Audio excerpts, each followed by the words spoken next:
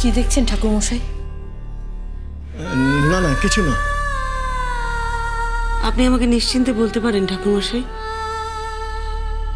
কি দেখলেন? না মা, আসলে তুমি বড়ই সুলক্ষণা, তাই দেখছিলাম। আমার কপালে যে বিপদের টিকা জ্বলজ্বল করছে, আপনি সেটা দেখতে পাননি?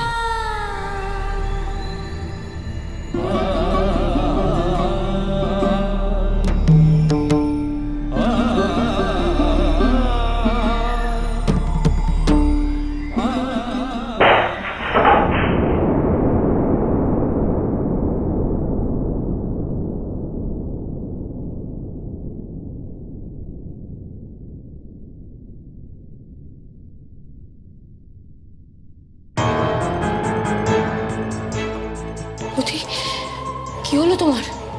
কি হলো বৌদি?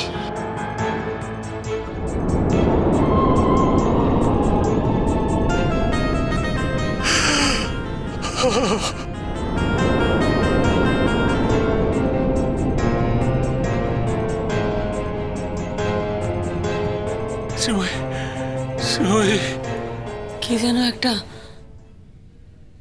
চলে গেল আমার ভেতর থেকে।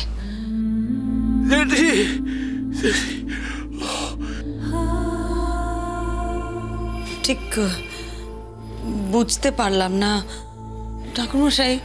ঠাকুরমশাই, আমার মনে হলো যে আমার আমার শরীরেরই একটা অংশ। মন শান্ত করো মা, মন শান্ত করো। ঈশ্বরের কাছে তুমি তোমার সব দুঃখ নিবেদন করো।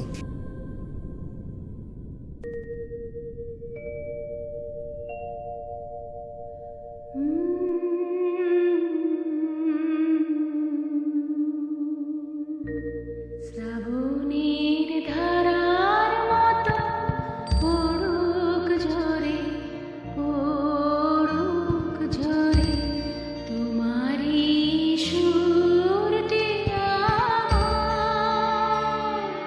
মুখের পরে, বুকের পরে। শ্রাবণের ধারার মতো পড়ুক ঝরে, পড়ুক ঝরে।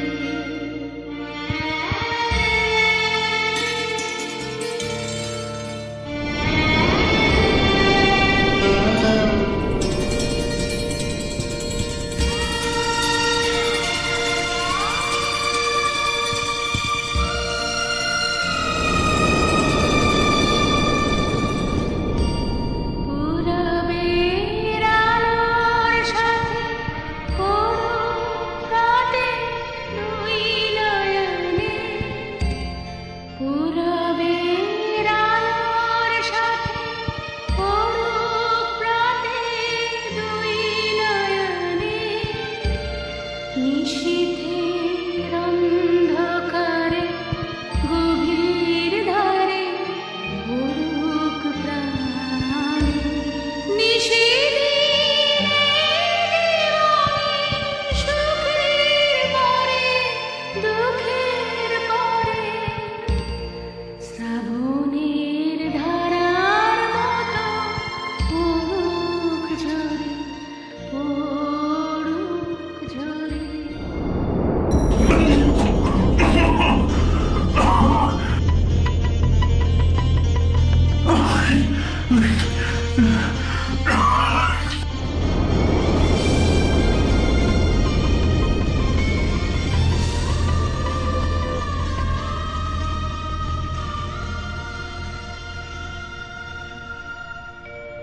যে শাখায় ফুল ফোটে না, ফল ধরে না, একেবারে তোমার ওই বাদল বায়ে দিক জাগায় সেই শাখারে।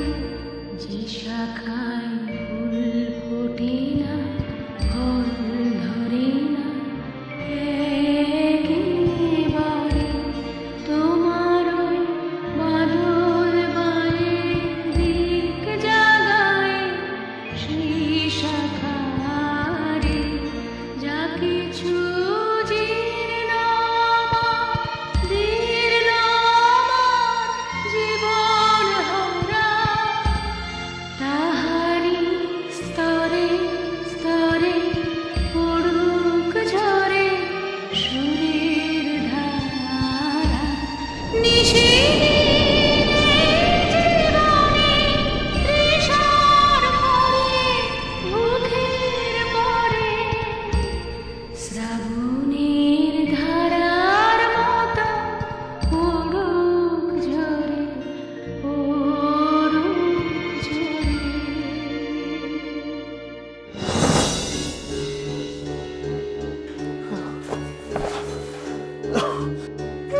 ভালো গাইলে মা।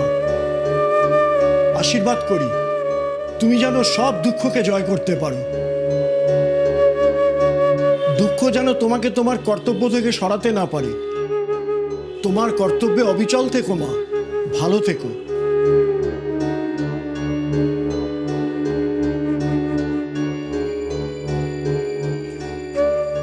তুমিও একজন মহিলা, নারী মূর্তি। মা বলে ডাকে সবাই তোমায়। মা হয়ে সন্তানকে পথে দাঁড় করিয়ে দিও না মা। মা হয়ে এক সন্তানকে নিজের কাছে নিতে গিয়ে আরেক সন্তানকে দূরে ফেলে দিও না। তুমি এত নিষ্ঠুর হয়েও না মা, এত নিষ্ঠুর হয়েও না। তোমার প্রসাদী ফুল আর সিঁদুর আমার স্বামীর কপালে পড়ালে, আমার স্বামীকে ছোঁয়ালে তার আয়ু বাড়বে, যেন তার সঞ্জীবনীর মতন কাজ করে মা। দেখো তুমি, অনেক আশা নিয়ে, অনেক ভরসা নিয়ে, অনেক বিশ্বাস নিয়ে এসেছি তোমার কাছে। আমার এইটুকু দাবি মা, মা তোমাকে রাখতেই হবে। তোমার মেয়েকে তুমি এত কষ্ট দিতে পারো না মা। তোমার মেয়েকে তুমি এত কষ্ট দিতে পারো না। শ্রীময়ী, শ্রীময়ী, তোমার সঙ্গে কি আজ আর দেখা হবে না? এত দেরি করছো কেন তুমি শ্রীময়ী? আমি এই জন্যে তোমাকে ছাড়তে চাইনি। যাবার আগে একবার তোমায় দেখে যেতে চাই শ্রীময়ী। আমি একবার, আমার ডাক এসে গেছে আর তুমি আমাকে ধরে রাখতে পারবে না। শুধু যাবার আগে একবার যদি তোমার মুখটা দেখে যেতে পারতাম শ্রীময়ী, তাহলে আর কোনো আক্ষেপ থাকতো না। হ্যাঁ, দেখা একটু আগেই হয়েছে, কিন্তু যতবার তোমায় দেখি ততবার মনে হয় যেন আরেকটু দেখি।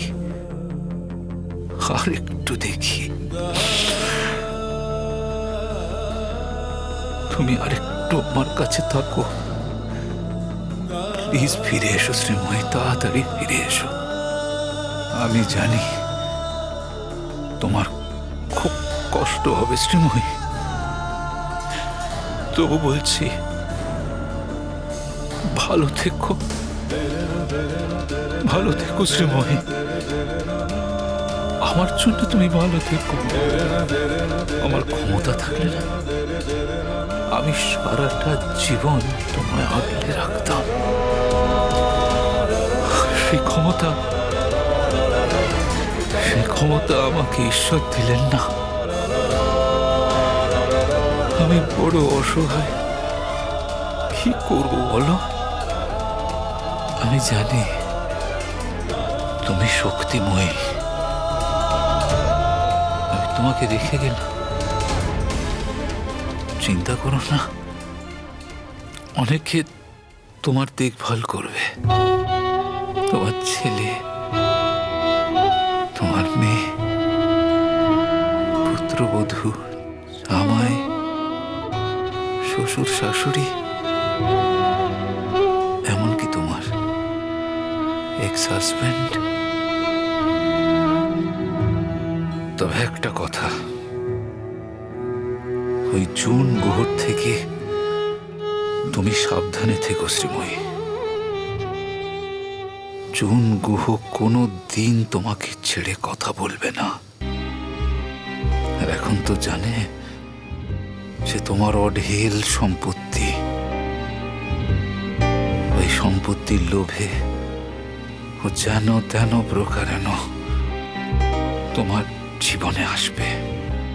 পরম হিতৈষী সেজে হলেও ও কিন্তু আসবে।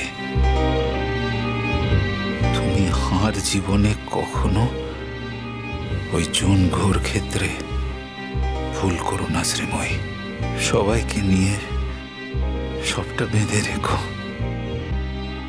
আমি জানি না মৃত্যুর পর কি আছে।